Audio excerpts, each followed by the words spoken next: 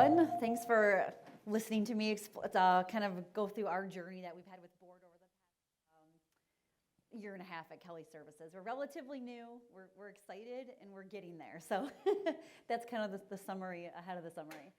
So just a quick agenda. We'll go through introduction, overview, kind of the challenges that made us really look for a solution like board, where we are in our board journey, and then kind of some wins and lessons learned as we've gone through this process. Hey, so first start, my name's Erica Hartlup. As they said, I'm the Senior Director of Finance at Kelly Services for one of our business units, P&I. I've been with Kelly since 2002 after I graduated, so I feel like I've been there forever. I've seen, we held a variety of finance and accounting roles. I've been in accounting, I've supported other business units. So through the course of my career, I feel like I've gotten a really good understanding of kind of the inputs of the company and how all the systems, which we have a lot, spoiler alert, kind of flow through. And in my current role, we really consider ourselves to be strategic partners with our business unit presidents, really helping them to drive profitable growth and make sure the decisions they're making are the right ones in terms of the company's profitability, which sometimes feels like herding cats. I'm sure everybody can relate to that. Okay, so a little bit about Kelly Services. So we were founded by William Russell Kelly, whose picture you'll see there, in 1946. He kind of saw the need after World War II ended. A lot of women got displaced from the workforce when the GIs came back into play, and they still were looking for that opportunity. So he kind of created like the first temporary worker pool, and he kind of, went to the different companies around Detroit every day and said, "Do you need help with clerks?" And then that's kind of how the temp industry started. We're very proud of the fact that we connect 450,000 plus people in a year with meaningful work so that they can support their families and live the kind of life that they want to live. That's really our noble purpose. It's connecting people with meaningful work. And we were named the #1 best temporary staffing firm by Forbes in 23, and at newsflash, we are in 24 too, hot off the presses. So very, very good.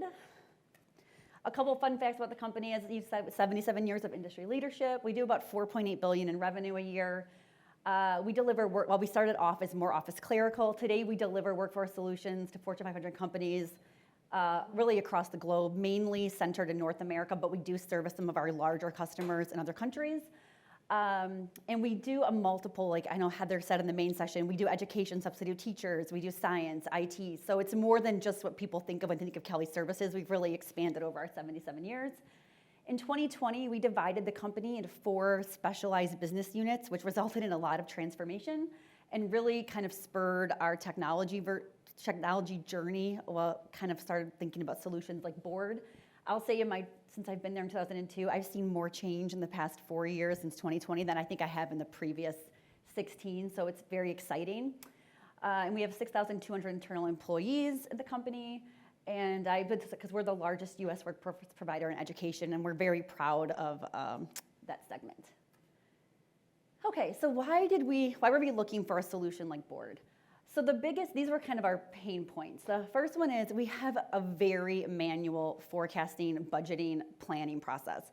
We were doing it completely in Excel. We did have a consolidation tool. We used TM1, but that starts in Excel, and then we upload it into systems, so it's still very manual in Excel.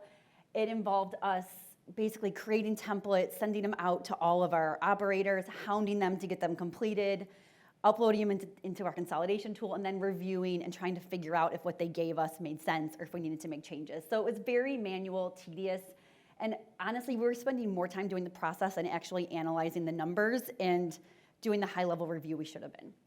The second pain point was our operational folks who we rely on for the forecasting data, they don't really think in terms of a P&L. They don't manage the business by revenue, or they don't know how the holidays impact, our fiscal period impacts. That's not how they manage the front line. So it was kind of this communication. We were speaking different languages. We were asking them to give us financial metrics. Some people were good at translating it, but some people just weren't. So we were getting mixed results when we would get the data back from the field. Hierarchy. When they decided to go with the transformation in 2020, they let each business unit create their own hierarchy, which has, maybe in hindsight, not the best idea. So it's very complex. It's very different by business unit, and it makes consolidating in a lot of standard tools, very, very difficult because every business unit is looking at a different level of the hierarchy. Another problem with the hierarchy is because we were resource strapped, we were only able to do planning at, let's say, a regional level. And so it wasn't helping the people who were managing individual sites or locations because we just didn't have the manpower doing this in Excel to push the forecast down to their level. So I don't think it was very meaningful to them to do a forecast. They weren't being held accountable at their local level. And finally, the accuracy. We were wildly off, even a couple months out in the forecast revenue expectation. And all of these obviously were leading up to kind of that inaccuracy. So it was getting to the point of why are we going through all this work if we're not even getting a product that's helping the company, forecast and determine. So what were our goals when we were kind of setting out with board? So our first goal was we really wanted to pilot it. We didn't want to roll it out as one and kind of consume the whole organization because we've done that in the past and it just kind of creates chaos and a lot of noise. So we wanted to do a very controlled segment by segment rollout. And so we really piloted it first with our education business unit because they're a little unique. They only have one country, so we thought it was kind of a good starting point to kind of get our feet wet in it. The other goal is we really wanted to align the business data to the financial outcome. So we really wanted people to plan in operational business terms, not financial terms. The impact we were expecting is we really wanted it to be dynamic, like I mentioned. We wanted more real-time financial impact of business decisions. I know from the Cheesecake Factory, obviously we can't get totally real-time, but much more than we are. We'd like to get it so we're not looking back after a whole month, get it more on like a weekly cadence. And then from, what we consider success factors is really, we want it to be very easy to use, even if you don't have a lot of financial acumen. We wanted to provide new reporting that the business would see the benefit from and would want them to use the tool. We really wanted to make sure that they adopted it as a tool for them, not just a finance tool, because in the past, when we push something down from finance, it's immediately rejected by the business. We really wanted to really change the whole way we were doing the forecast. So where are we on our journey? So our phase one was education, and there's a lot of words on this slide. Don't focus so much on the words. This was, I think, probably the most painful section of what we went through. As you can see, we have a lot of data sources, and we've never had the ability at Kelly to take those data sources and feed them into one common source before where they interacted and we could look at them aligned together. We spent a lot of time, and we'll get that with the lesson learned, on really getting the data right. And there's some things I wish we would have done differently in the beginning, but hindsight's 2020. So the phase, as a kind of education, the data ingestion took a lot. And then the next phase was kind of the reporting and dashboarding because we wanted to make sure that operations was getting meaningful reports out of the tool. And then really our revenue and cost of service planning. Each business unit does this very differently. So what the plan is, and why we like board, is it's allowing each business unit to completely customize their revenue planning. But from an SG&A perspective, we all very similar. We have the similar inputs, the similar drivers. So we're looking at doing revenue through GP planning first, and then the final phase will be kind of getting our SG&A in a way that every business unit can use instead of having customized sections for that. So that was our phase one, which we're through it now. We've gone live with it. Education their people have never really forecasted before, so they're doing a little bit more of an education on teaching people to forecast and drivers, but they're getting people in it now and using it. Which brings me to phase two. So phase two is P&I, which I was running. Education did most of the heavy lifting on the data integration for us, so it allowed us to speed through much faster than they did in their initial implementation because they didn't just load information data. When they were doing it, we've been trying to keep in mind what other business units could use this data. Let's just load it all into board at the same time, even if we don't need it. So when I've been loading data I need for P&I, I've been loading the rest of the company's data as well. So when they get to that point, it's ready and available for them.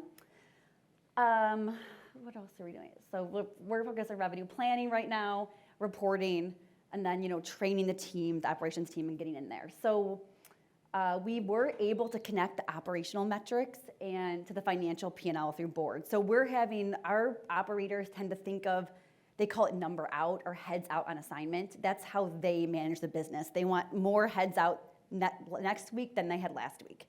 So we were able to, using our demand and order data from their front office system, feed it into board. They can plan using that, and then their fill rate, which is how many of those orders do they fill. So those are the two inputs we're asking them for, both of which they get asked by their management. It's very relevant information to them. And then we built in logic in board that's calculating the P&L metrics. And then they can review them to make sure that it looks reasonable and that the logic is creating the right data. But it's much more relevant, I think, to how they think of the business instead of just the finance perspective.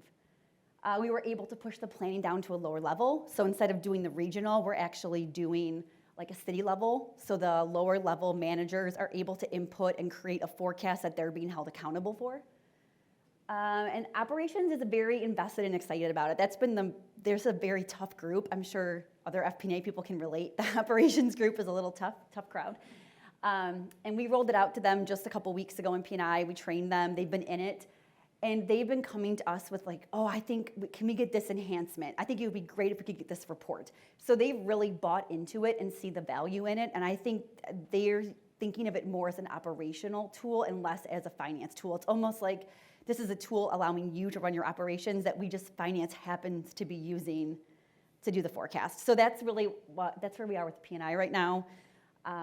Very excited about how well received it was by our field teams.